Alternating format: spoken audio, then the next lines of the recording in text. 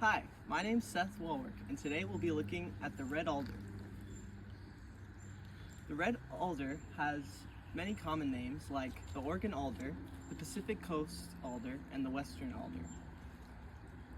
The scientific name is Alnus rubra. Here's the phonetic spelling, and it's called Alnus rubra. And then an indigenous name from the Salish Sea tribe is Saakwabats. Here's the phonetic spelling again, and say it with me. Saakwabats. Nice. All right, let's take a look at the tree. The red alder is a deciduous tree, which means that it drops its leaves in the winter and regrows them in the spring. Let's look at one of the leaves. So the leaves are alternate veins with the leaf veins going out from the central stem, and it has a double serrated edge, which means that it has teeth on the margins, but also has much smaller teeth that you can't really see as well. Now let's look at the bark.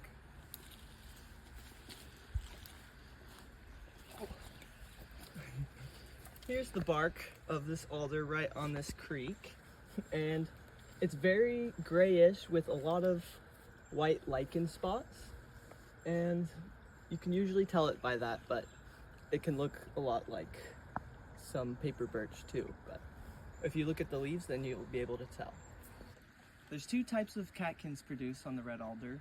The female catkins, which look like little pine cone-like structures, and they stay on throughout the winter. And then the male catkins look like reddish-green bloom-like structures that dangle down, and they're usually gone by the winter. All right, now let's look at where red alder lives.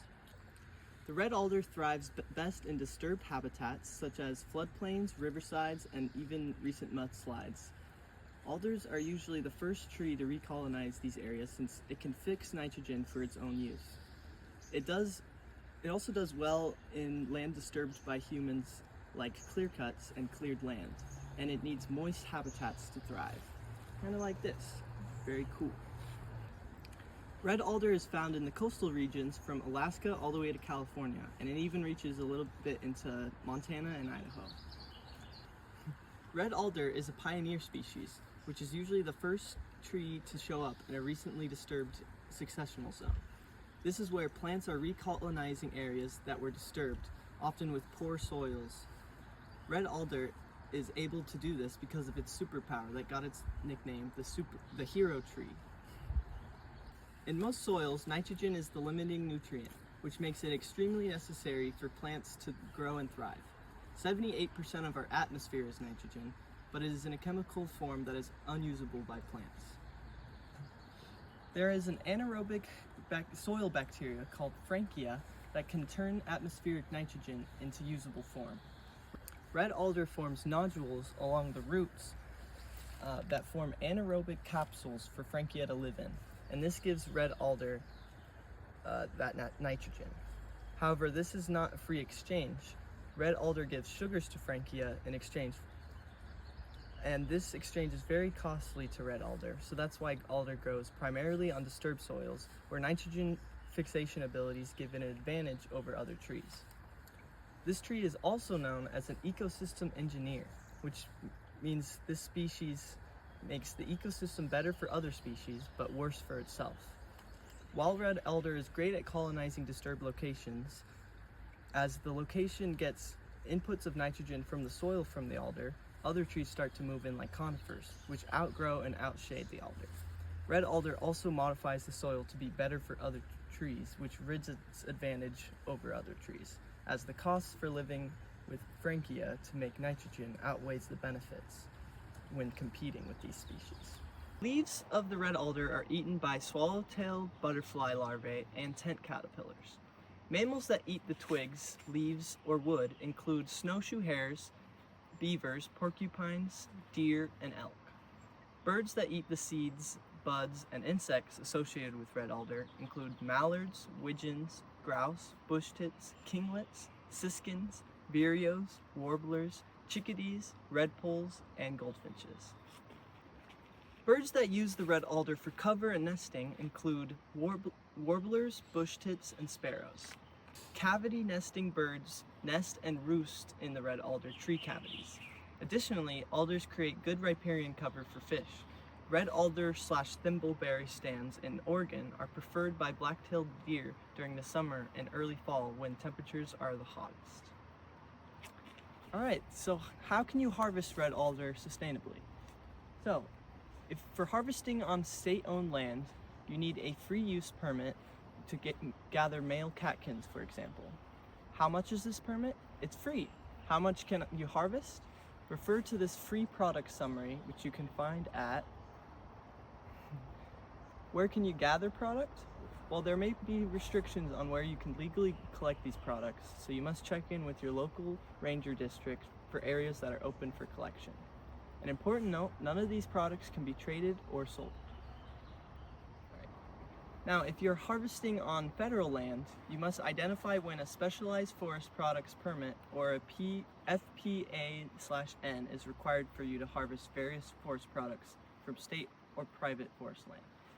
You'll need a Specialized Forest Products Permit if you are harvesting or transporting any of the following. So alder chips provided excellent fuel for smoking and flavoring salmon and trout, and most PNW tribes would use it. Its bark could also be dried and steeped to make tea.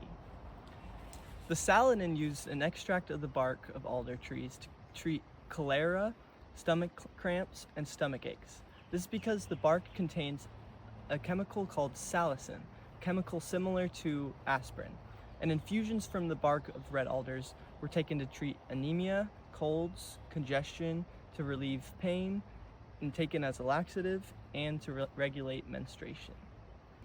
I can't damage this tree's bark to show you, but the alder's inner bark is red, hence the name.